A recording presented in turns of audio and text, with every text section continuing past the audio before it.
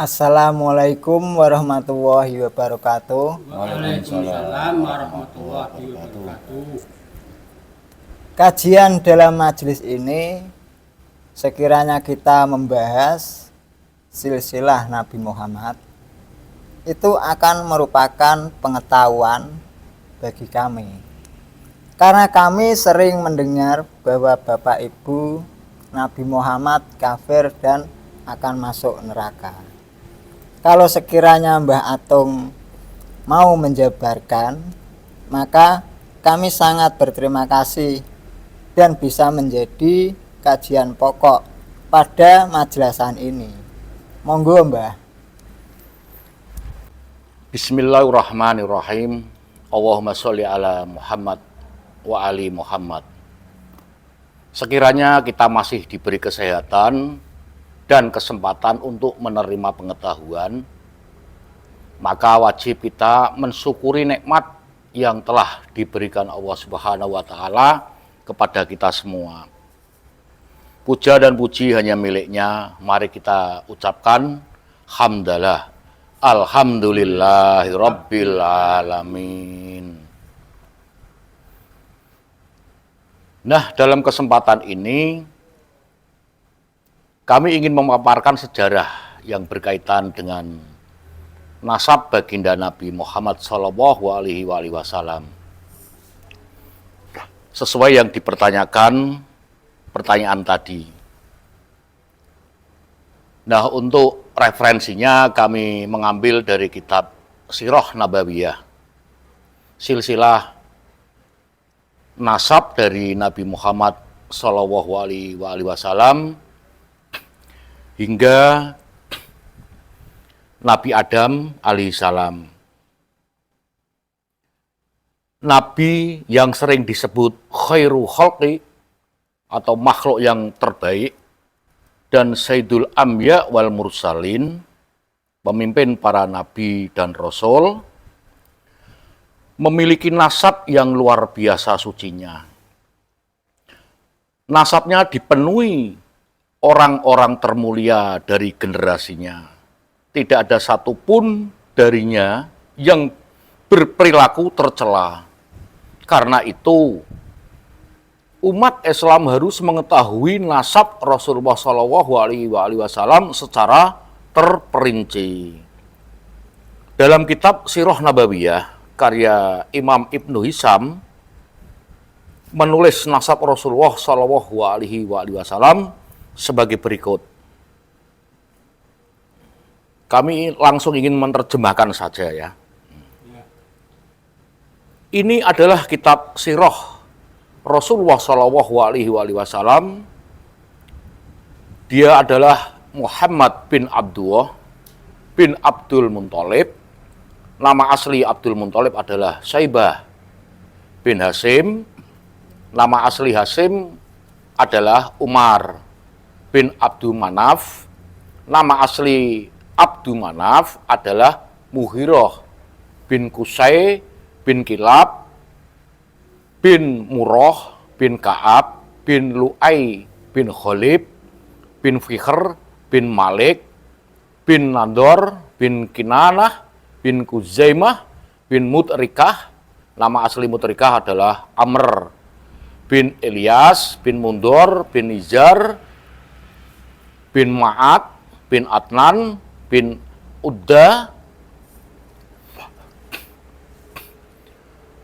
Juga dilafalkan juga Udada.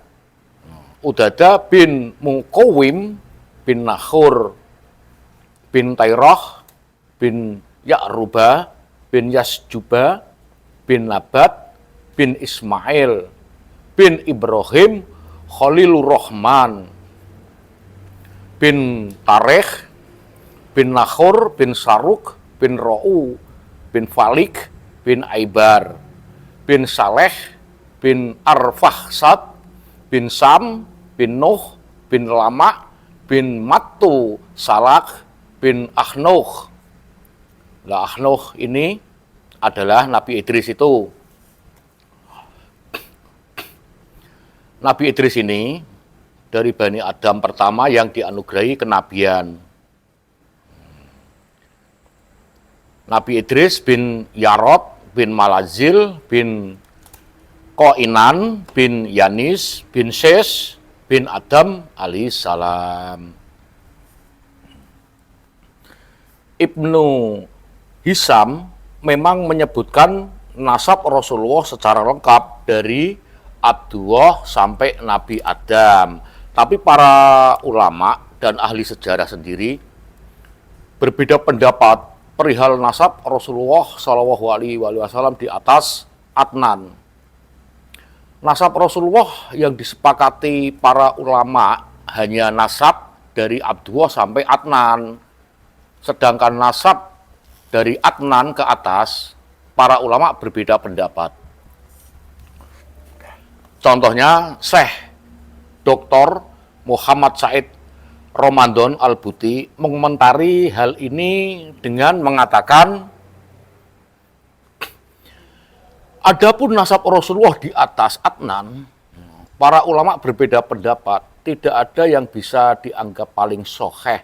Namun semua ulama sepakat bahwa Adnan merupakan keturunan dari Ismail, Nabi Allah putra Ibrahim Khalilullah alaihissalam. Ini pendapat Syekh Dr. Muhammad Said Ramadan Al-Buti. Memang terjadi banyak perbedaan pendapat mengenai nasab Rasulullah dari Adnan ke atas. Beberapa ahli bahkan mengatakan tidak ditemukan seorang pun yang mengetahui hal ini. Salah satu yang berpendapat demikian adalah Urwah bin Zubair bin Awam. Beliau berkata, "Ma wajadna man ya'rifu ma wara'a Adnan." Kami tidak menemukan seorang pun yang secara pasti mengetahui nasab Rasul dari Adnan seterusnya. Imam Muhammad Ad-Dahabi dalam tarikhnya, hal yang sama juga dikemukakan oleh Abu Aswad bin Muhammad bin Abdurrahman, salah seorang anak asuh Urwah bin Zubair. Beliau berkata, saya mendengar Abu Bakar bin Sulaiman bin Abu Khaisamah, salah seorang yang paling berpengetahuan mengenai nasab bangsa Quraisy dan syair-syairnya, berkata, tidak ditemukan seorang pun yang mengetahui nasab Rasul setelah Ma'ad bin Adnan. Baik dalam syairnya para penyair maupun dalam pengetahuannya orang-orang berilmu. Ini pendapat Imam Muhammad Ad-Dahabi. Dengan demikian, wajar saja jika terjadi banyak perbedaan jumlah maupun nama nasab Rasul dari Adnan ke atas yang banyak ditemukan di kitab-kitab Sirah Nabawiyah dan hadis. Salah satu yang paling mencolok adalah riwayat Ibnu Abbas radhiyallahu an. Begini bunyinya. Saya Muhammad bin Abdullah bin Abdul Muthalib bin Hasim bin Abdul Manah bin Qusay bin Kilab bin Murrah bin Ka'ab bin Lu'ay bin Khalib bin Fikhr bin Malik bin Nadir bin Kinanah bin Khuzaimah bin Mudrikah bin Ilyas bin Mundor bin Nizar bin Ma'ad bin Adnan bin Udada bin Yasa bin Nabat bin Hamal bin Qaidar bin Ismail bin Ibrahim alaihissalam. Dalam riwayat yang dikutip oleh Imam Ibnu Hisam, Adnan merupakan anak Uda yang terkadang disebut dengan Udada. Sedangkan dalam riwayat Ibnu Abbas, Uda merupakan anak dari Udada. Perbedaan lebih mencolok terjadi pada runtutan nasab setelah Udada. Riwayat kutipan Imam Ibnu Hisam menyebut Udada bin Muqawwim bin Nakhur bin Tayrah bin Ya'ruba bin Yasjuba bin Nabat bin Ismail bin Ibrahim alaihissalam. Sementara riwayat Ibnu Abbas mengatakan Udada bin Haisa bin Nabat bin Hamal bin Qaidar bin Ismail bin Ibrahim alaihissalam. Nah, jika pun nama-nama itu merupakan nama lain, seperti dalam kasus Abdul Muthalib yang nama aslinya Syaibah, tetap saja tidak dapat menyingkirkan perbedaan karena nama nabat pada kedua nasab di atas menempati urutan yang berbeda. Imam Kinani dalam Mukhtasornya juga mengutip runtutan nasab yang berbeda, yaitu Adnan bin Uda bin Udada bin Ilyasa bin Haimasa bin Salaman bin Nabat bin Hamal bin Qaidar bin Ismail bin Ibrahim alaihissalam. Artinya di samping perbedaan urutan terjadi juga perbedaan jumlah orang. Nah, selain itu banyak juga terjadi perbedaan penulisan dari mulai Adnan ke atas seperti Falik, Aibar, Ro'u, dan lainnya. Dalam riwayat yang dikutip oleh Imam Ibnu Hisam dan Falik, Abir, Ro'u, dan lainnya dalam riwayat Ibnu Abbas. Hal ini terjadi karena kebanyakan dari nama-nama itu adalah isim ajam atau nama bukan Arab.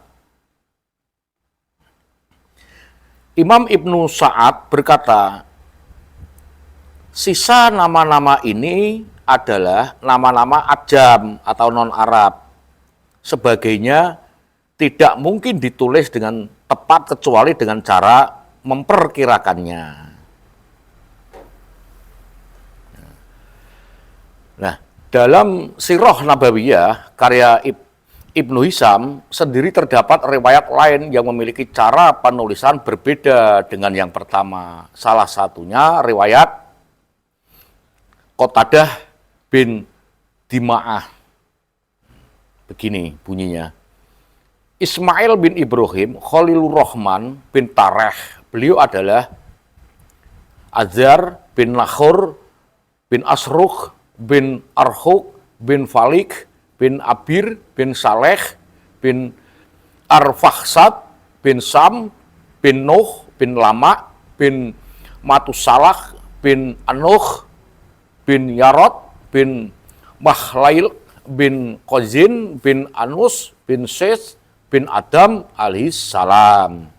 Nah, perbedaannya terletak pada penulisan nama Asruk, Arhuk, Abir, Matusalah, Mahlail, Qazin, Anus, dan Ses. Yang pada riwayat pertama ditulis Saruk, Aruk, Aibar, Matusalah, Mahlail, Koinan, Yanis, dan Ses. Nah, seperti yang dikatakan Imam Ibnu Sa'ad, perbedaan itu terjadi karena nama-nama itu bukan nama Arab, melainkan nama ajam yang tidak dapat ditulis dengan tepat dalam tulisan Arab. Nah, sekarang dari sisi ibunya, yaitu Sayyidah Aminah, nasab Rasulullah Shallallahu Alaihi Wasallam adalah Aminah binti Wahab bin Abdu Manaf bin Zuhroh bin Kilab bin Murrah. Itu ibunya Sayyidah Aminah adalah Baroh binti Abdul Uzza bin Utsman bin Abdul Dar bin Qusay bin Kilab. Ibunya Baroh binti Abdul Uzza adalah Ummu Habib binti Asad bin Abdul Uzza bin Qusay bin Kilab.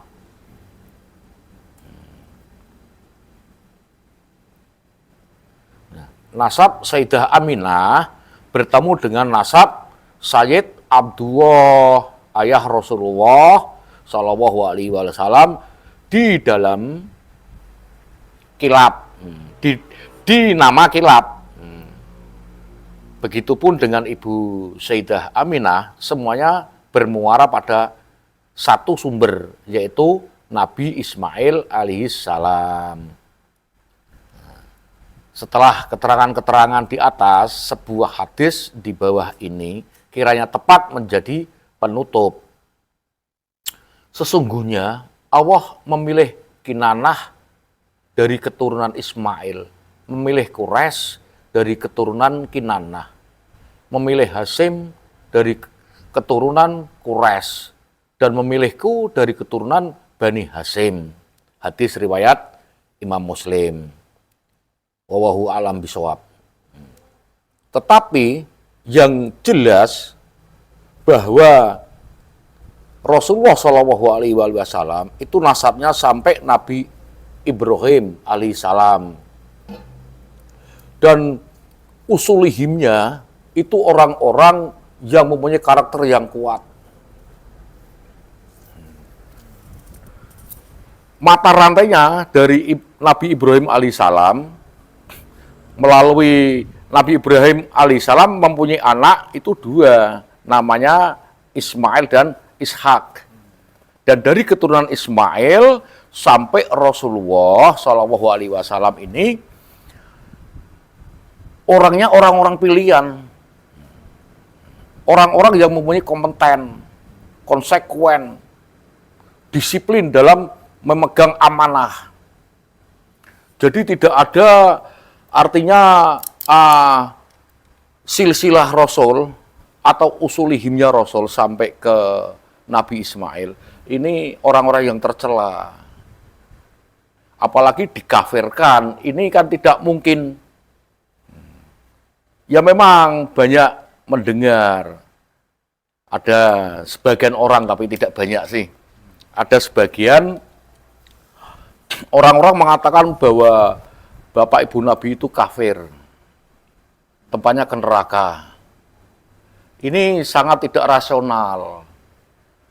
Sangat tidak rasional gimana? Kalau memang tidak mau atau tidak bisa menerima nasab itu, nasab Rasulullah, Bapak Ibu sampai kakek-kakeknya terus naik sampai ke Ismail.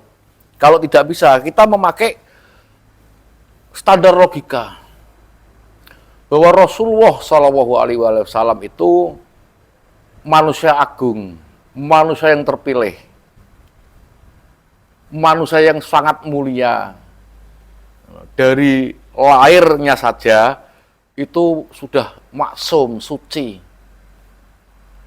Terus pertanyaan secara logika, apakah iya nutfahnya Rasulullah itu kafir?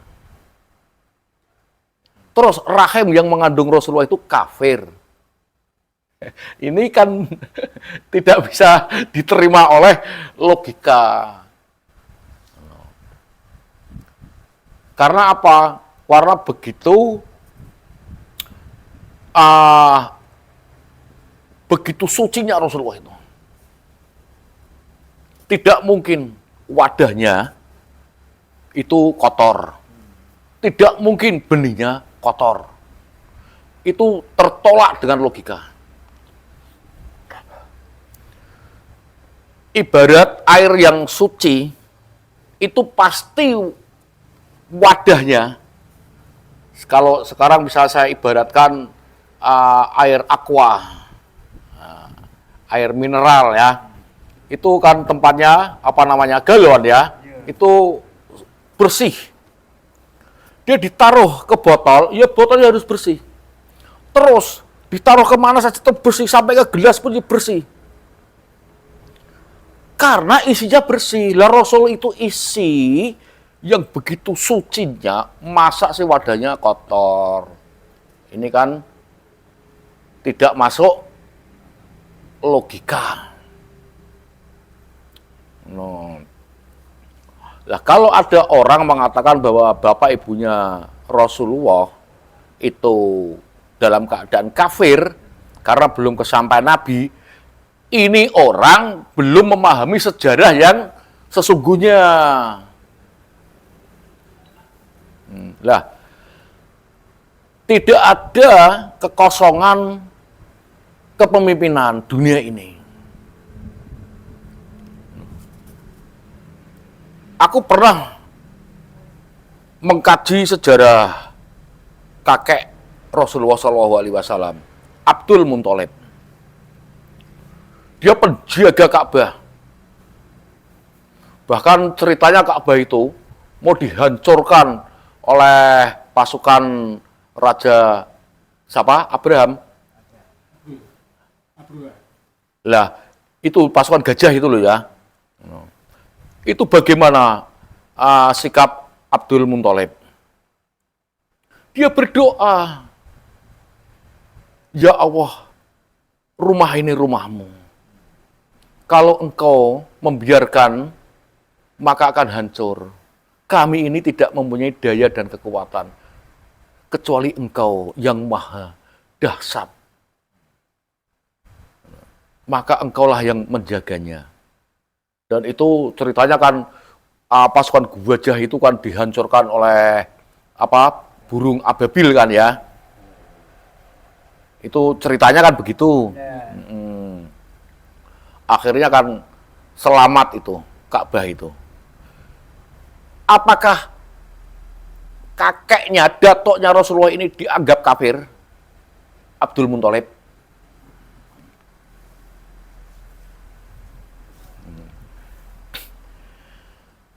Abdul Muthalib ini mempunyai putra namanya Abdullah.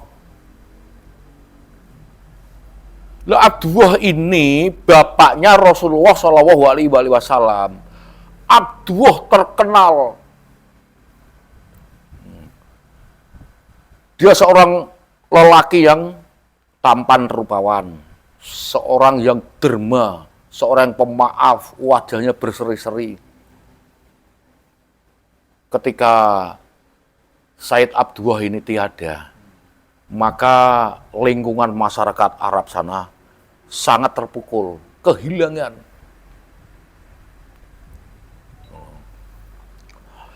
Said Abdullah ini putranya Abdul Muthalib. Dia tidak kafir. Alasannya kok belum ada nabi. Belum ada utusan. Loh, utusan ini selalu ada di muka bumi ini. Kalau tidak mau mengakui utusan-utusan, mata rantai para rasul itu, kita berpikir yang sederhana saja. Bukankah Said Abdullah bapaknya Rasulullah dan datoknya, yaitu Abdul Muthalib, sampai Hasim, sampai Abdul Manah, sampai Qusay, terus sampai Ismail, sampai Nabi Ibrahim alaihissalam kan? Terus kafirnya di mana letak kafirnya? Ini kalau saya mendengar, kalau ada orang yang mengatakan bapak ibunya Rasulullah itu kafir dan akan masuk neraka, rasa-rasanya orang itu ngenes batin.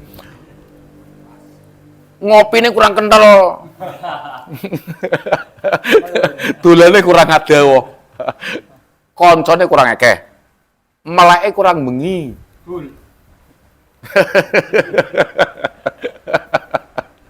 Andai kata ya, itu ada orang, mbuh itu kiai, mbuh itu ustadz, mbuh itu mubaligh, ya, penceramah, kalau mengatakan bahwa bapak ibunya Nabi Muhammad itu kafir. Dan dia dengan dalih yang diucapkannya begini. Terus nanti kalau selesai kamu bilang, bapak ibumu ya kafir akan masuk neraka Pak Yai.